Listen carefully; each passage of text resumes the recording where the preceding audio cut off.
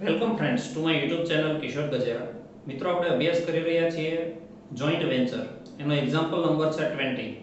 અત્યાર સુધી જે આપણે એક્ઝામ્પલ જોયા 1 to 19 એ બધા કમ્બાઈન ચોપડાવાળા હતા, એટલે કે બંને પાર્ટનર એક જ હિસાબો રાખે. હવે અહીંયા સેપરેટ હિસાબો રાખશે. એ એના ચોપડે પોતાના હિસાબો રાખશે, બી એના ચોપડે પોતાના હિસાબો રાખશે. આવી પરિસ્થિતિની અંદર બંનેના ચોપડે જોઈન્ટ વેન્ચર અકાઉન્ટ અને કો વેન્ચરરનું અકાઉન્ટ બને. સમજી લો, ઇન ધ બુક્સ ઓફ એ અને બી સમજો બે પાર્ટનર છે, તો એના ચોપડે જોઈન્ટ વેન્ચર અકાઉન્ટ અને બી નું બનશે. એના ચોપડે એ નું અકાઉન્ટ નહીં બને. એવી જ રીતે in the books of B joint venture and A's account, જે કોન્ટ્રાસ્ટ પાર્ટનર હોય એનું અકાઉન્ટ બનશે. બીજી વાત, જેનો ટ્રાન્ઝેક્શન હોય એના ચોપડે એની એક જ એન્ટ્રી થાય. એ ટ્રાન્ઝેક્શન કરે એટલે એના ચોપડે એક જ એન્ટ્રી કરે. પણ બી ટ્રાન્ઝેક્શન કરશે એટલે એના ચોપડે પાછી બે એન્ટ્રી થાય. Venture to bank, sorry B. અને બી ટ્રાન્ઝેક્શન કરે તો બી ના ચોપડે એક જ એન્ટ્રી, પણ એ ટ્રાન્ઝેક્શન કરે તો બી ના ચોપડે બે એન્ટ્રી. ઇન શોર્ટ, જેનો ટ્રાન્ઝેક્શન હોય એના ચોપડે એક જ એન્ટ્રી અને સામેવાળાના ચોપડે બે એન્ટ્રી. તમે એક્ઝામ્પલ નંબર 20 and 21 ખાસ જુઓ. પહેલેથી બંનેના ચોપડે અહીંયા અકાઉન્ટ બનાવવાના છે, એવું છેલ્લે આઈટમ કીધું છે.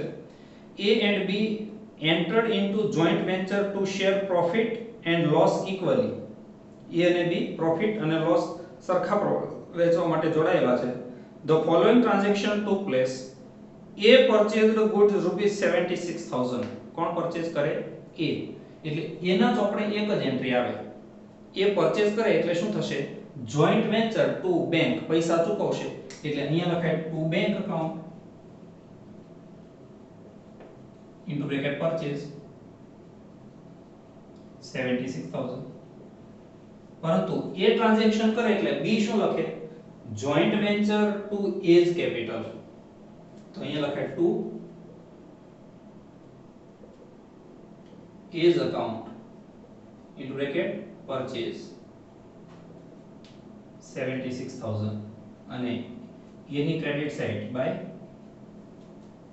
Joint venture account into bracket purchase 76,000. તો સમજી લો, એ નો ટ્રાન્ઝેક્શન હતો એટલે એ ના ચોપડે એક જ એન્ટ્રી આવી અને બી ના ચોપડે બે એન્ટ્રી આવી. હજી જોઈએ. And paid freight and other expenses 4,000. હજી આ એક્સપેન્સીસ એ કરે છે, એ કરે એટલે એક જ entry. Joint venture to bank, આપણે બેંક અકાઉન્ટ બનાવવાનું નથી એટલે અહીંયા લખાશે ટુ બેંક અકાઉન્ટ. અહીંયા કેશ પણ લખી શકો અને બેંક પણ લખી શકો. Bank account into bracket expenses 4,000. અહીંયા લખાશે બી એવું લખશે એના ચોપડે કે વેન્ચર ટુ એ એક્સપેન્સીસ કરે છે એટલે અહીંયા લખાશે to A's account into bracket expenses 4,000 અને એની credit side by joint venture account expenses 4,000.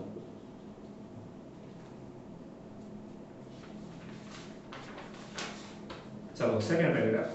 B supplied goods rupees 25,000. ચલો બી માલ આપે છે. બી આપે એટલે એ શું લખશે? જોઈન્ટ વેન્ચર ટુ બી. બી આપે છે એટલે બી ની ક્રેડિટ સાઇડ લખવું પડે. અહીંયા લખાશે to B's account into bracket goods supplied, amount છે 25,000. અહીંયા લખાય by joint venture account into bracket goods 25,000. હવે બી આપે છે જોઈન્ટ વેન્ચર એટલે બી પોતાના ચોપડે શું એન્ટ્રી લખશે કે જોઈન્ટ વેન્ચર ટુ સેલ્સ. એને તો જોઈન્ટ વેન્ચર ને માલ વેચ્યો એટલે ડેબિટ સાઇડ લખાશે to sales account into bracket goods સપ્લાઈડ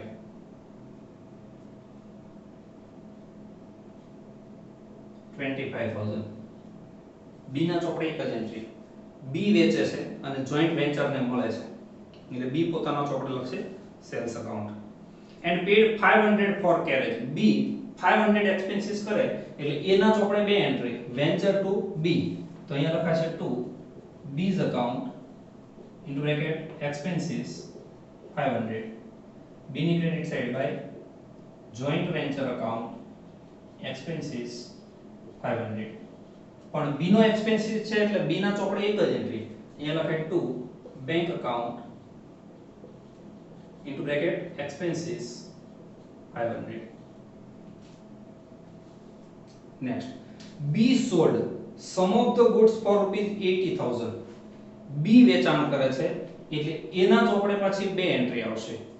B to joint venture, અહીંયા લખાશે to joint venture account into bracket sales 80,000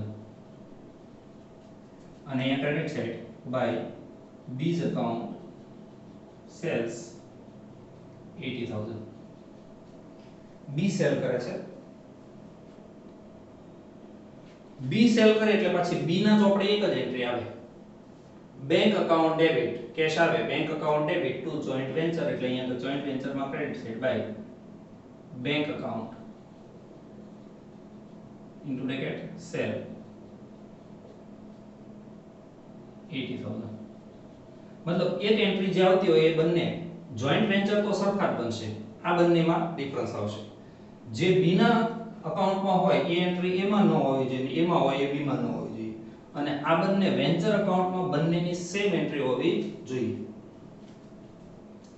આગળ કહે છે 80,000 allowing sales commission of rupees 2,000. B ને 2,000 કમિશન મળવા પાત્ર છે. તો વેન્ચર ટુ B એના ચોપડે બે એન્ટ્રી, અહીંયા લખાશે two B's account into bracket commission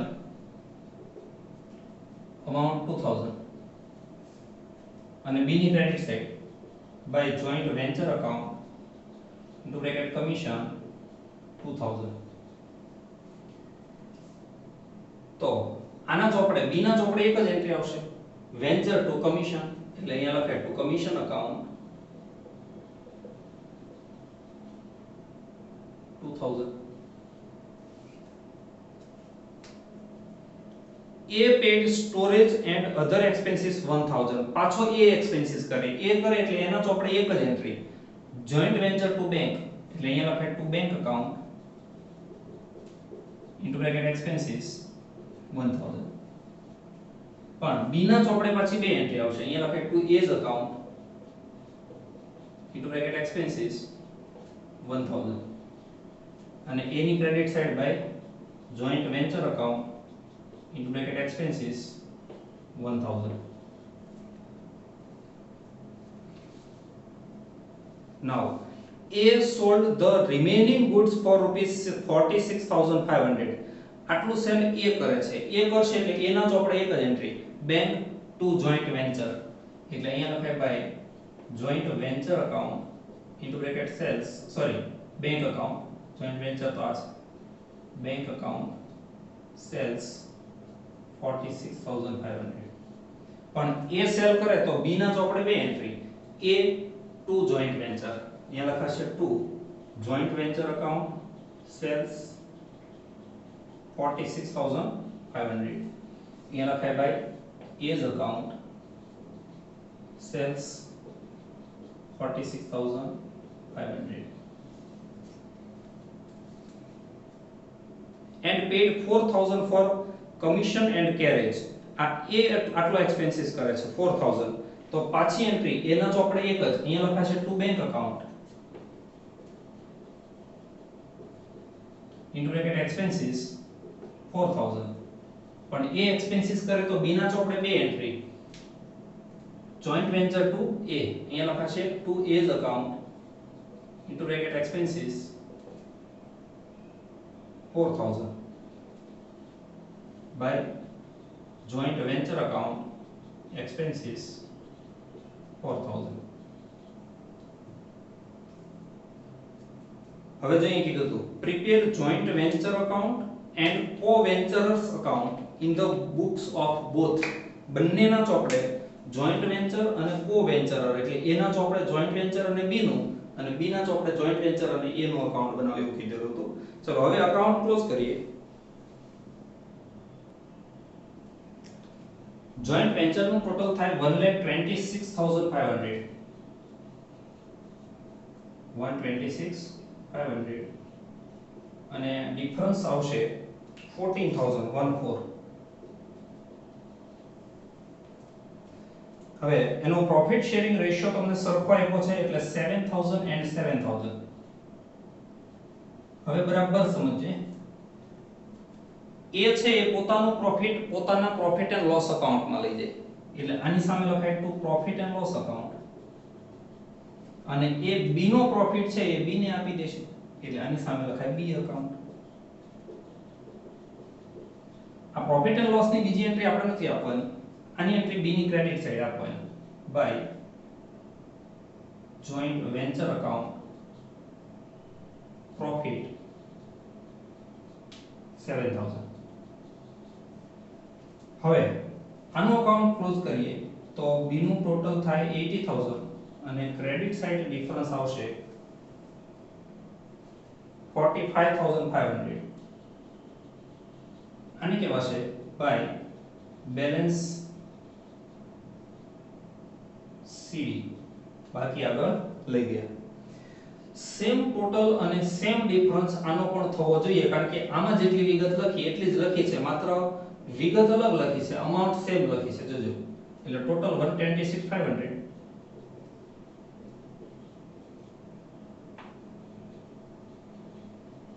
difference 14000 7000 and 7000. આ 7000 બી પોતાના પ્રોફિટ એન્ડ લોસ માં લઈ જાય એટલે અહીંયા લખાય to profit and loss account. આની બીજી એન્ટ્રી આપણે નથી આપવાની અને આ 7000 બી એ ને આપી દેશે એટલે ટુ એઝ અકાઉન્ટ અને આની credit side by joint venture account into bracket profit 7000. હવે બી નું અકાઉન્ટ ક્લોઝ કરીએ, સોરી એ નું અકાઉન્ટ ક્લોઝ કરીએ તો ક્રેડિટ સાઈડ નું ટોટલ આવશે 92000 અને જેટલો ડિફરન્સ બી ના અકાઉન્ટમાં આવે એટલો જ ડિફરન્સ રિવર્સ સાઈડ આના અકાઉન્ટમાં આવવો જોઈએ તો આને કહેવાય ટુ બેલેન્સ સીડી. એટલે એકે જેટલા લેવાના હોય એટલા આને આપવાના હોય છે. સામસામે આટલી રકમ એ બંને ટ્રાન્સફર કરી લેશે. તો આવી રીતે પ્રોફિટ બંનેમાં સરખો આવશે અને આ જે ડિફરન્સ છે એ પણ બંનેમાં સરખો આવશે. જોઈન્ટ વેન્ચરમાં બધી જ એન્ટ્રી એક સરખી, જ્યારે આ કો વેન્ચરમાં બધી જ એન્ટ્રી ડિફરન્ટ. આમાં જે હોય તે આમાં નથી, આમાં છે તે આમાં નથી. મિત્રો જો આ વિડિયોમાં અથવા તો આ દાખલાની અંદર સમજ ન પડી હોય તો આના પછીનો 21 જુઓ અને બંને વિડિયો વારંવાર જુઓ એટલે તમને ચોક્કસ ખ્યાલ આવશે. Thank you friends.